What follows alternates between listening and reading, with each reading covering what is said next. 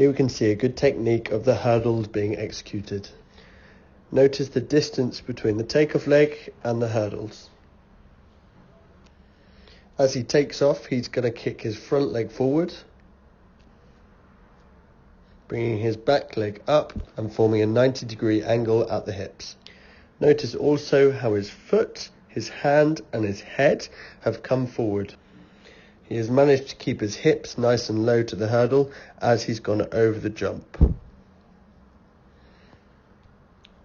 As he completes the jump, he brings his lead leg down and is able to accelerate away into the next. During the run-up phase, I went 3 steps. So there's the landing, step 1, step 2, and step 3. I'm now into the takeoff point. My takeoff leg is too close to the hurdle, which means that I don't have enough space to kick my leg forward as the arrow indicates. Instead, I've had to bend my leg at 90 degrees, and my flight over the hurdle is going to be in this rainbow shape. When I play it forward, what that means is that my hips are now too high over the jump. This still shows a nice angle between my groin, but really I should be in this position taking over the hurdle if it was around here, okay, and not here. This camera angle is that I'm not in the middle of the track. Because I'm too close to the jump, my lead leg is coming at 90 degrees when I should be kicking forward. I'm clearly very off balance here as my arms are to the side of my body, as indicated by the arrow. As I clear the jump, my opposite hand should meet my lead leg. As you can see, there is a long distance between them. Again, you can see the height of my hips over the hurdle is too high. Really, I'd like them to be at this height. As I'm about to land, you can see I'm completely off balance. As I land, I should be driving forward off that leg when really I'm off balance and it's hard for me to accelerate. This drill I can use to practice kicking forward as I should do when going over the hurdle. In my previous attempt, you could see my front leg coming at 90 degrees to the side of my body due to being too close as I took off. Here you can see me practicing by keeping my left leg planted on the ground as I take off. My front foot will come forward, kicking out as I should do when I go over the hurdle. From this position you can see my foot, my hand and my head coming forward, meeting each other as I fly over the jump. I can practice this a number of times to get a good amount of practice in before I go back to the track. Here we can see long track speed skater Sven Keimer. Notice here how he's got all of his weight on the outside leg as he leans in. His body is moving away from his skate, allowing him to extend his glide for as long as possible. Notice his strong quadriceps, which provide him plenty of power to push off into the next stroke. Here we can see about a 120 degree angle at the hips, with a nice 90 degree angle at the knee. Notice his chest pointing towards the ground, keeping his head forward and nice and low. He keeps his hands behind his back and compresses his front knee. This helps him to remain in an aerodynamic position as he moves forward.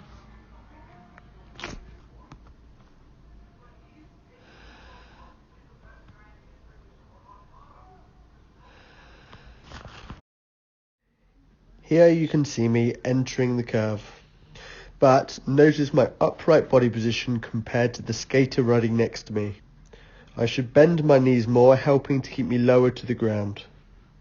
Notice how I'm pushing my leg away from my body and crossing over with my outside skate, helping to push me forward. The angle at my knee is 134 degrees, nowhere near where Sven Keimer's was. I have a small bend at my hips and I'm looking straight forward. Here my chest should be pointing towards the floor. This will help to reduce drag and increase my overall speed.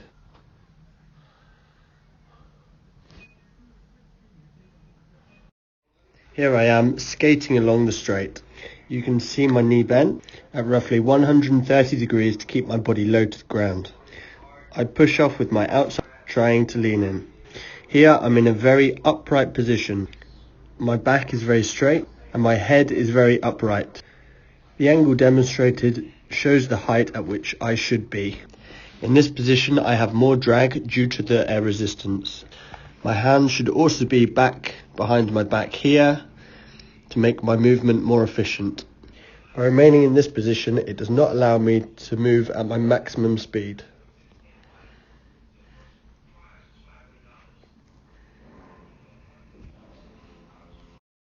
This is me from behind. Notice how my body is very upright and with little bend at the hips. Here you can see my leg coming out to the side, but is nowhere near as extreme as the professional.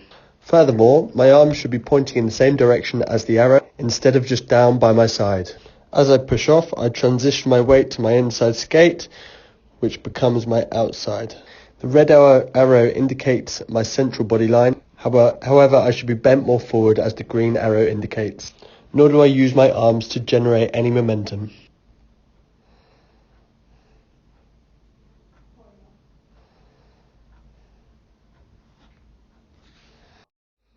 In this video you can see me do the same thing, but this time from the side. I can start in my bedroom, but ideally I'll progress to doing this on the ice. Whilst keeping my hands behind my back, I compress my front knee to get this beautiful aerodynamic shape as shown to us by the pros. This 120-degree angle at the hips was the same as that of Sven Kramer. Here you can see my hands behind my back with my head nice and low. This creates the aerodynamic riding position, help to reduce drag. Ideally here I'd want that 90-degree position with my knee, but oops, my bed is in the way.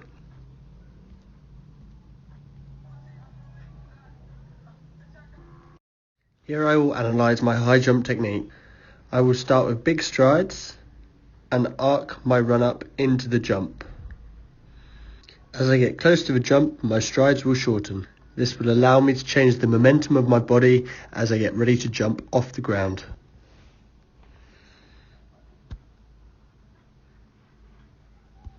Here I'm taking off with my outside foot whilst I rotate my back towards the bar. Notice as well how I'm trying to lift my arms up to propel myself off the floor. Here I've lifted my hips up, however I should try and arch my back more as the green arrow indicates. By doing this I would raise the centre of gravity, allowing me to jump higher. Here you can see I've lifted my knees up, but ideally I would like to arch my back more. As I land, I come down on my back, helping to cushion the fall.